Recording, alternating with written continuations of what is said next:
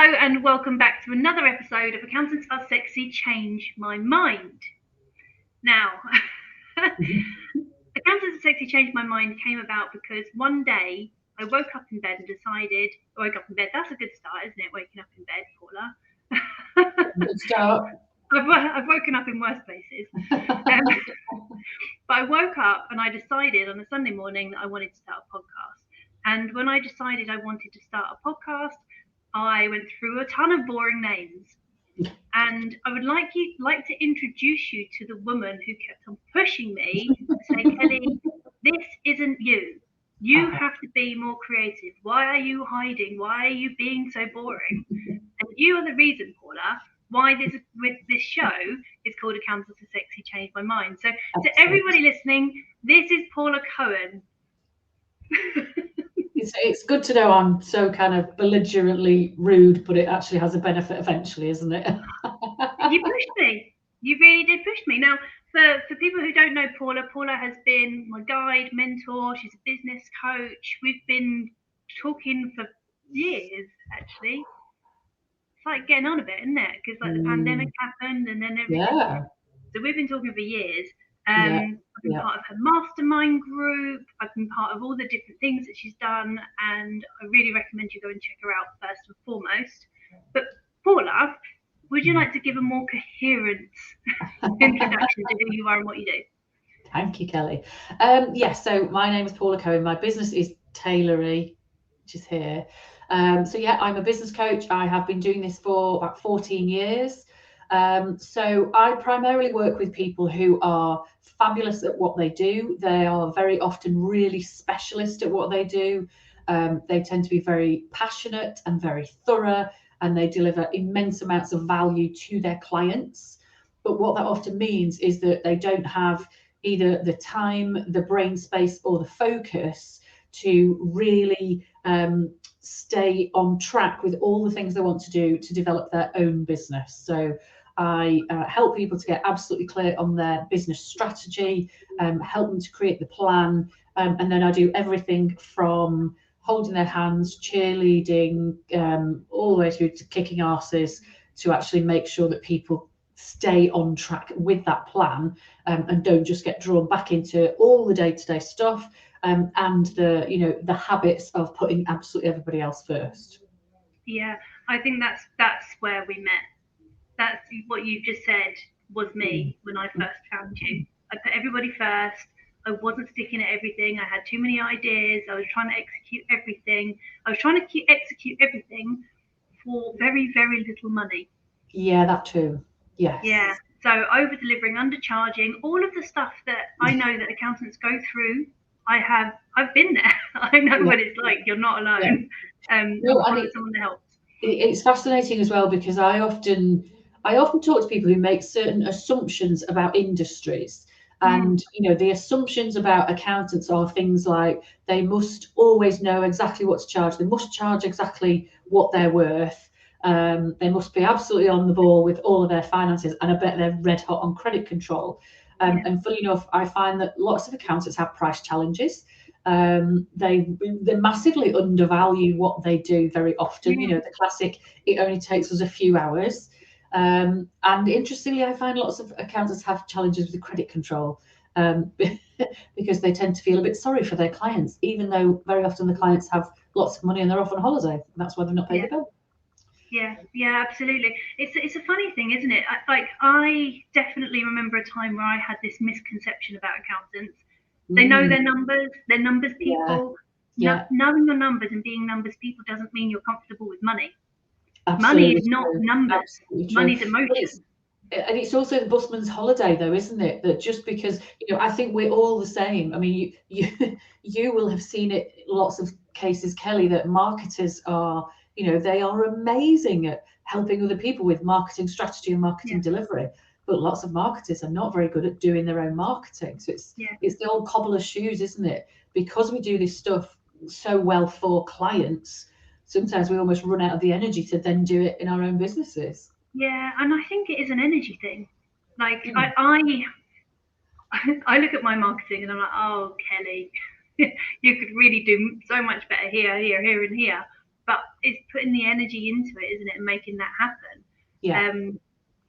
And with finances, I shouldn't touch them. I say this in almost every podcast I've ever recorded ever, but I think it's important for the accountants who are listening to really understand that people like me need people like you. 100%.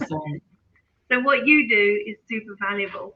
Well, and I would honestly say, Kelly, that one of the first questions that I always ask any new client is, what's your relationship like with your accountant? Because it needs to be good. I am very keen on making sure that all my accountants work with somebody who gets their business, who is proactive, who actually genuinely helps them understand the numbers.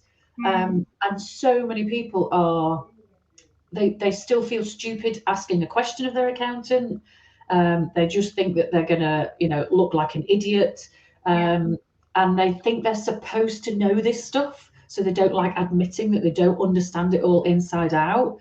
But 95% of people come into business without a finance or a business background, so how are they supposed to know it? And they absolutely need that guidance, and they need those really strong relationships with accountants. 100%. There's so many parallels between because it's a service-based business, isn't it? So service-based business, so accountants will serve their clients, and they're like, you can come to us for silly questions. You're not supposed to know it all. Like, it's okay. And then on the flip side of that, I've got accountants who don't know much about marketing, and they feel nervous about asking silly questions. Yeah. So you're not supposed to know what you don't know. That's all right. And it doesn't matter what area of business it is and what industry that person is in. There is so often that, well, I'm a business owner, I am supposed to know this stuff, and I'm an idiot if I don't.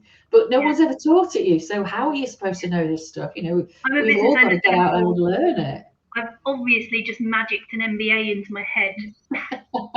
I've set up a business, therefore I must suddenly be a business genius. Don't tell my mum, because as far as my mum's concerned, I definitely am. Fair point. And we will never disillusion her of that. So business growth for accountants can be a struggle. That's why I'm here. That's why my business was set up in the first place. I have come to the conclusion, especially for smaller practices, that business growth is just as much about confidence as it is anything else. What's your thoughts on that? Oh, that's an interesting question, Kelly. They come up occasionally. I won't expect another one then. That's the one for this week. I think so much of business growth is about confidence.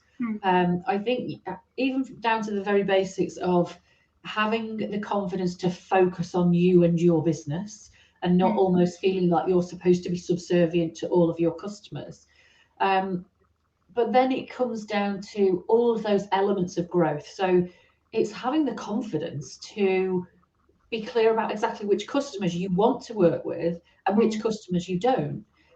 Because I know from my own accountancy clients that if you have an entire portfolio of customers who don't particularly appreciate you, who bring you stuff at the very last minute, who quibble over bills, then it's actually hard to feel confident about the incredible value that you deliver, and then think about growing your business. And why would you think about growing your business if you're just going to bag more of those really awkward, annoying customers? So having the confidence to actually say, we're good enough to work with these kind of clients here, and you know what?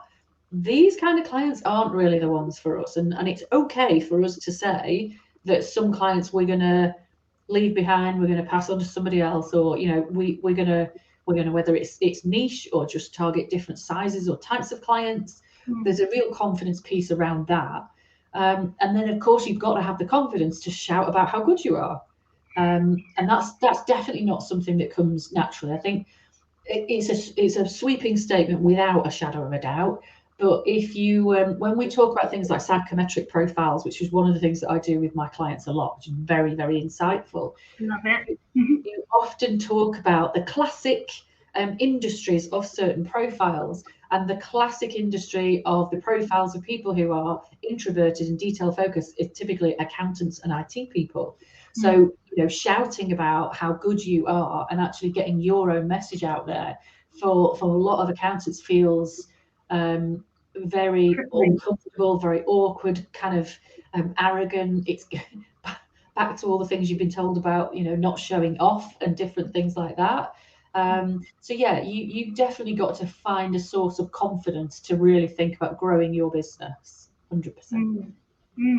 I love the psychometric profiles, as you well know. And if someone sticks one in front of my nose, I'll do it.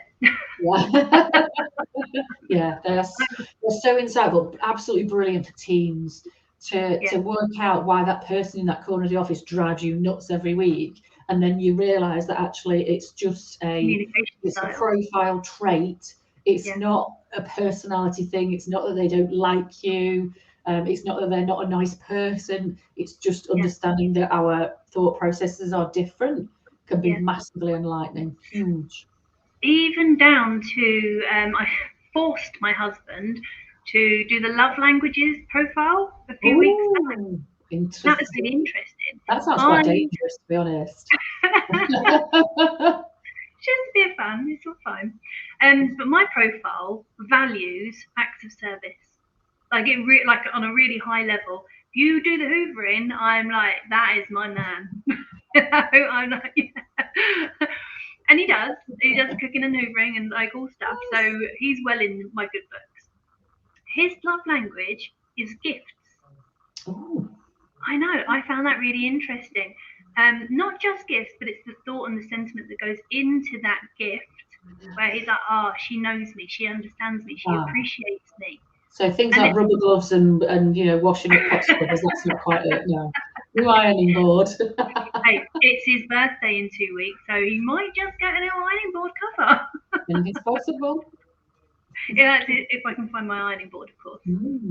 But it's interesting though, because I think the key thing about anything to do with the psychometric stuff is that our belief is always that other people think in the same way that we do. So you're thinking his love language is the same as yours because that's love language.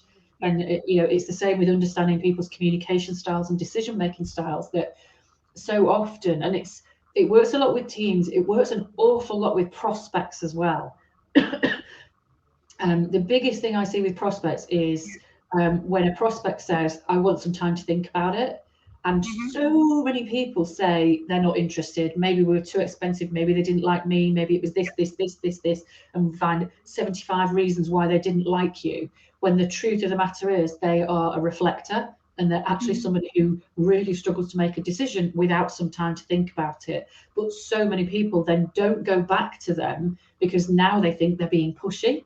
And actually, when you understand those elements of psychometrics, actually that's a really good way to give yourself confidence in interacting better with people, in understanding how to guide people to buy from you more often as well. Definitely. It's about the communication. I mean, you work with, I can't remember what it's called now. What's that one called? That psychometric profile? Yeah, DISC profiling, which is fascinating for me. I learned so much about myself and how my working style and my personal style were massively out of balance. Yeah.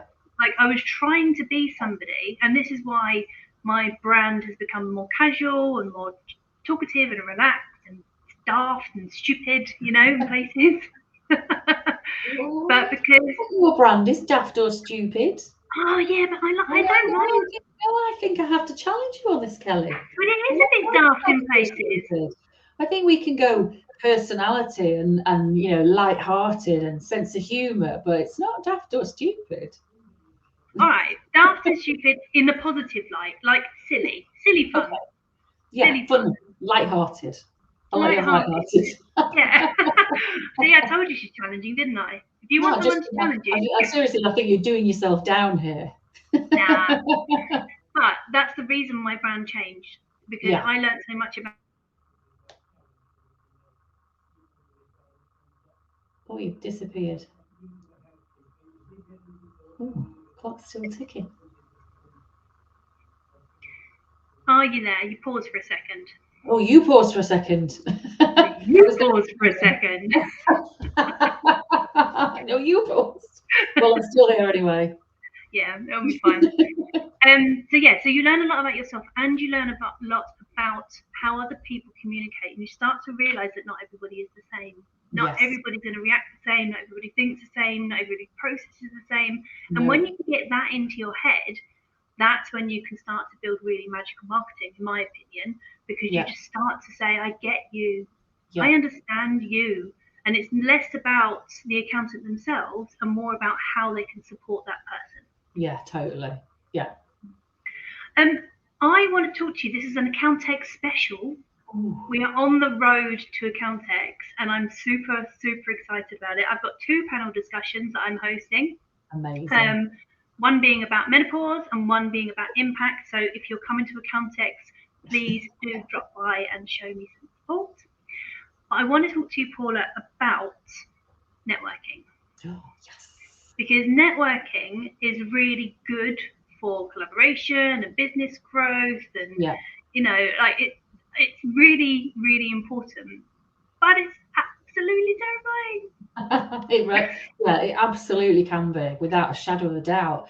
I mean, I've been networking since I very first started my business. In fact, I've got a slightly funny story about it.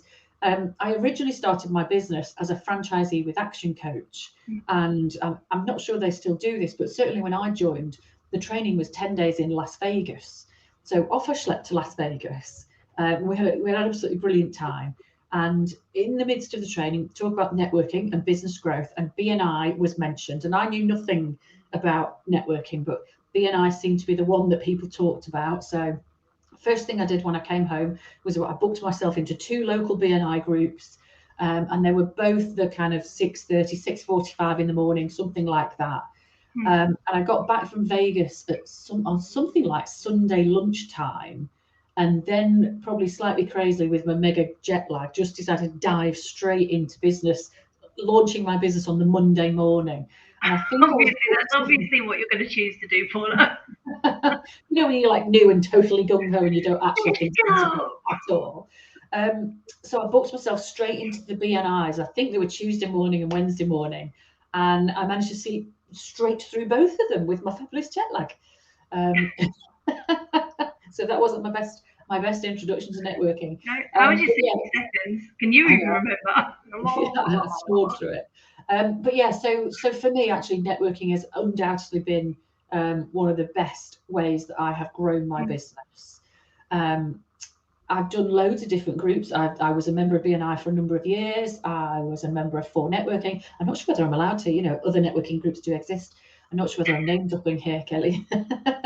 You can say what you want, how you want. It's this is a Kelly podcast. I must be able to say anything. So I was a member of 4 Networking for quite a long time, and lots of other different local groups. And I now actually host my own independent group because I'm a bit like Kelly. I kind of like doing things my way.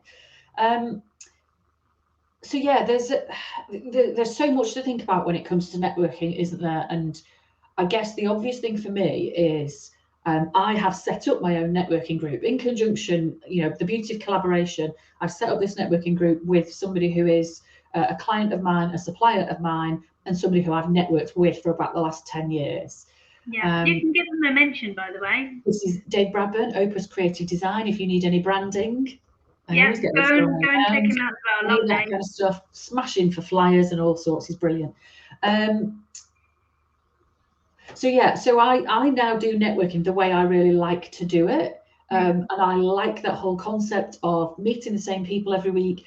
I get to choose, now I've set up the group, I get to kind of choose who comes into the group. So we actually have a really brilliant group of people.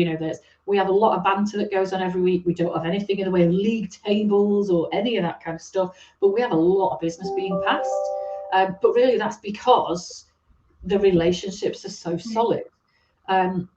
But I know that obviously we're talking Accountex here, so it's the opposite side, the kind of the opposite end of the networking spectrum. Lots of accountants get told, especially at the beginning, to go and network. Because historically, it's about relationship building, it's about local businesses, it's about John the plumber, and that's who you're told to go after straight, first of all. But it's a bit of a comfort zone, isn't it? Things like BNI and 4 Networking. Yeah, it really can be. 4 Networking is slightly different, and they both have their positives. I wrote a blog about it once. Wow. But BNI, brilliant for turning up weekly, building these deep relationships, understanding or being taught and educated on the value of each other if you get a good group. That's very true. If you get a bad group, it can get pretty toxic. Yeah. For networking was absolutely phenomenal for building a national presence. Like people would go and have their local groups. Network, so still get that lovely connection. Yeah. But then you'd get involved in the Facebook group, which at the time was like amazing.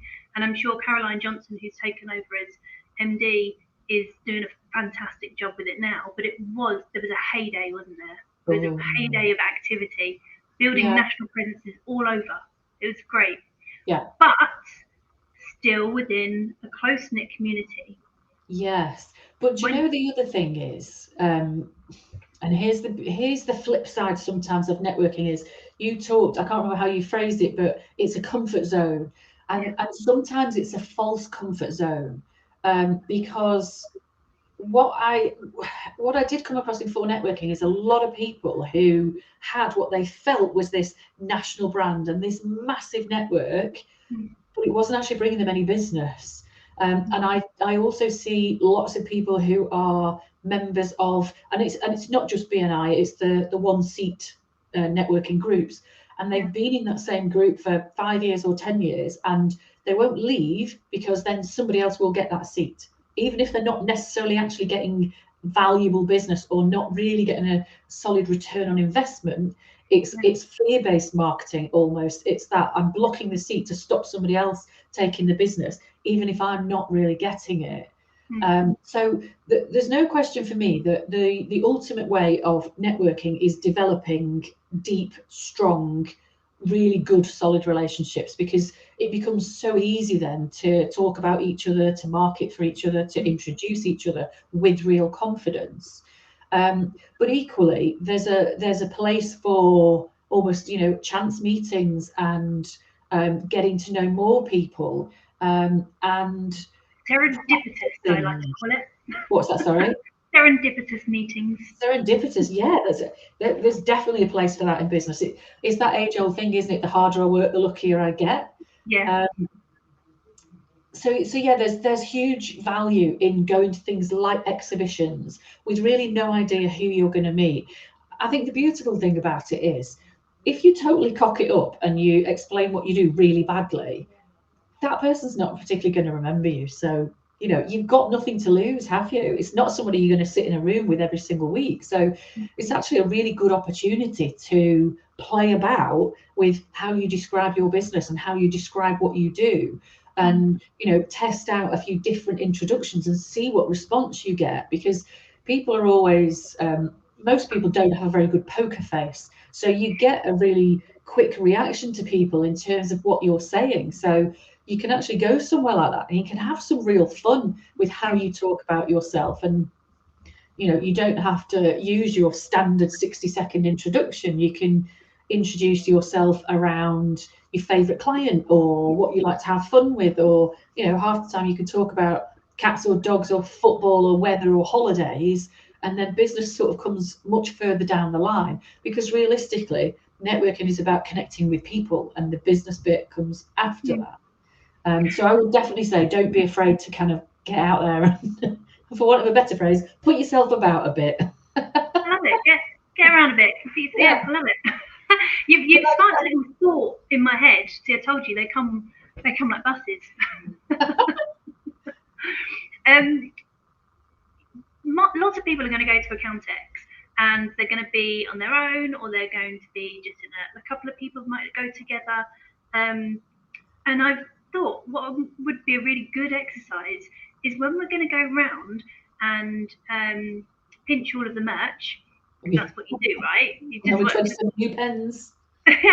You just want to go over as much merch as possible. But when you're going up to talk to these suppliers, they will often say to you, so what do you do?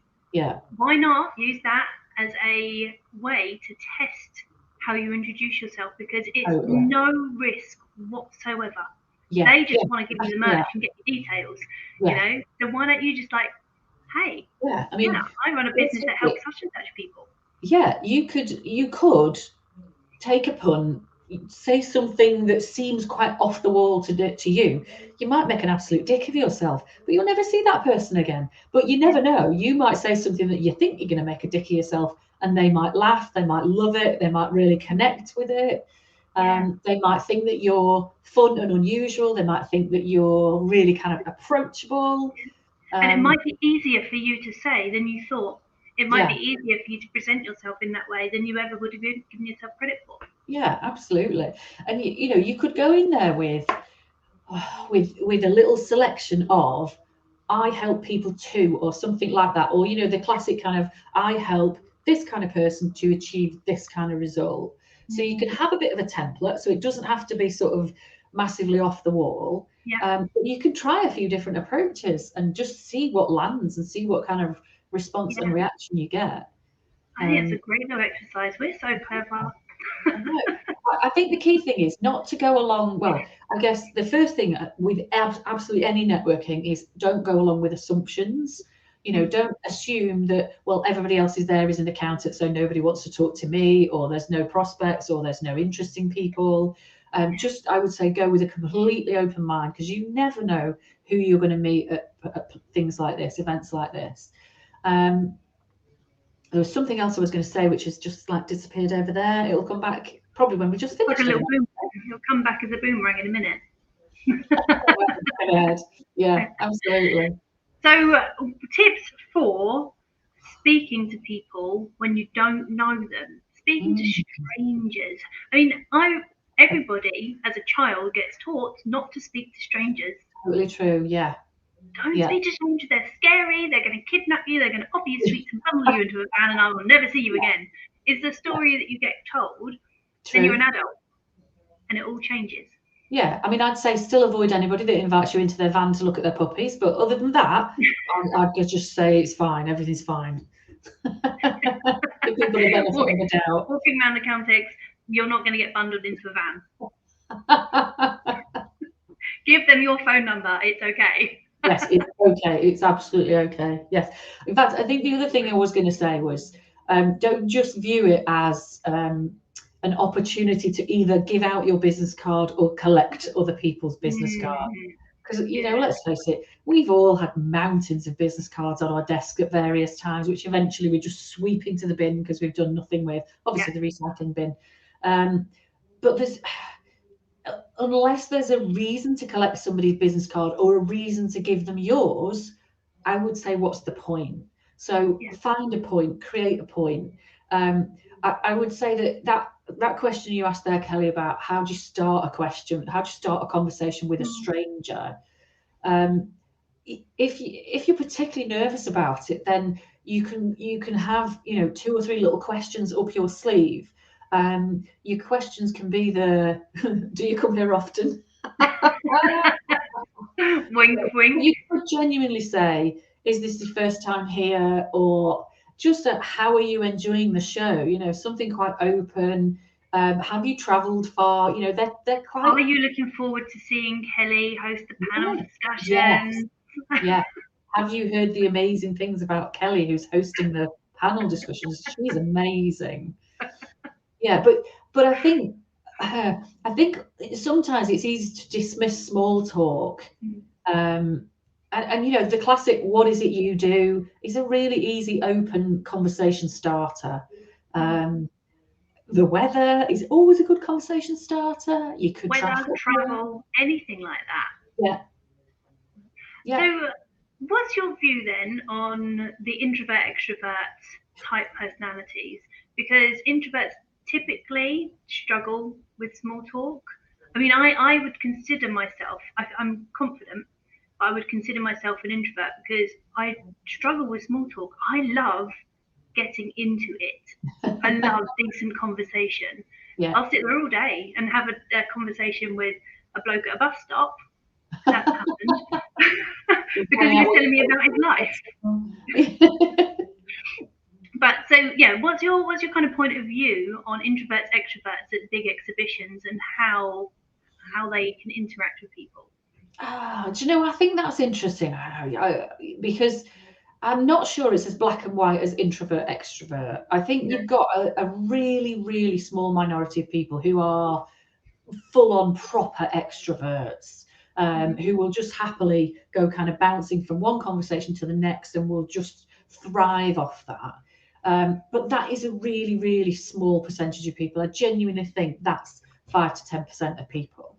I would actually argue that sometimes introverts have an advantage. And the reason for that is because you will often quite easily be able to spot the other introverts, because there'll be at least one that's always squirming in a corner thinking, dear God, nobody come and talk to me, or, oh my God, I've got to go and make conversation with some of these really confident people. And actually that's always my tip, is that if you really lack confidence in that kind of situation, look for the person that is standing on their own looking uncomfortable, because actually somebody coming to them and giving them the opportunity for a conversation where they've not got to go out and do that would be, such a gift. They'd be so grateful for you to actually go and talk to them. And that's why I think sometimes the introverts have an advantage, because you can actually spot the other introverted people who are also not feeling totally comfortable in that environment, and that's a great icebreaker as well. How are you feeling about all these people here today? Or isn't it a challenge trying to break the ice with loads of different people today? Bloody hell, I hate networking. Doesn't this feel horrendous? Any of that stuff. I think just relax and be yourself, I think is the short answer, isn't it? Yeah. And that's, once again, that's hard. Like, who is myself? Because if we go back to the disc profile, I was trying to be two different people. I was trying to have a professional and a personal profile, or personality, not just profile, but personality. So I think that being yourself is just recognizing where that merges. Yes, and there's probably a classic expectation, or perhaps a self-imposed expectation, that I think many accountants fall under, which is I'm supposed to be professional.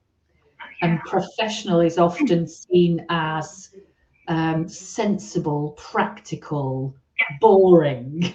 But you know what I mean? The very professional, serious person from the office. And the ironic thing is that actually means that you can stand out by just being a little bit more relaxed, by having a bit of a sense of humour, by not talking about all the typical boring stuff, but just letting a natural conversation flow, saying what springs to mind, and just relaxing and actually making a genuine connection with people. And then going to the after parties, because then, the bubbles will flow and conversation gets easier. Yeah, or just take a hip flask and then conversation will be quite easy all day. Well, I am a pirate. As long as you're not driving home, of course. And I just want to say on that point, you're absolutely right, and we'll finish up in 2 seconds. But we are recording on the 3rd of April, and on the 1st of April, the Six Figure Bookkeepers Club announced their rebrand. Ooh. And they've gone from pink and warm and friendly to blue and professional, because that's how they think this is supposed to be. Or was it April Fools? Oh. There was lots of people saying, no, please don't change your branding. They know. They know it's not all about the professional, blue, stark, boring look. They know. Yeah, cool, aloof, boring. Before I let you go, and this has just flown past, but before I let you go, you have to tell me, what is the sexiest thing about accountants? Oh, I was not expecting this question. What is the sexiest thing about accountants? I think the sexiest thing about accountants is the ability they have to give people tremendous power. Because when you help somebody switch from a place of, I'm an idiot, I don't understand anything about my numbers, to, I know what I'm doing, I actually feel in control, I genuinely feel like I'm running a business, the power that gives them, the possibilities that creates for them to massively accelerate their business is huge. What it does for their mindset can be absolutely massive, and that is sexy. As I often tell my clients, numbers are sexy. Yeah, numbers are terrifying, but when they're telling a good story, they're really sexy. They're not sexy when you understand them, you see. That's all we've got time for. So thank you ever so much for coming on to the podcast. And if people want to get hold of you, which I assume they're going to want to get hold of you after this, where can they connect with you? So they can come and find me on LinkedIn. You'll find me as Paula Cohen. You will find me on Facebook, Paula at Tailory. I think I'm the same on Instagram. And you can go check out my website, tailory.co.uk. You can sign up I send out a weekly 5-minute business tips video every week. So if you sign up for my newsletter, then you will get that in your inbox every week. Fantastic. Right. I will add your links and I shall see you again soon. Thanks ever so much. Yes, thank you, Kelly.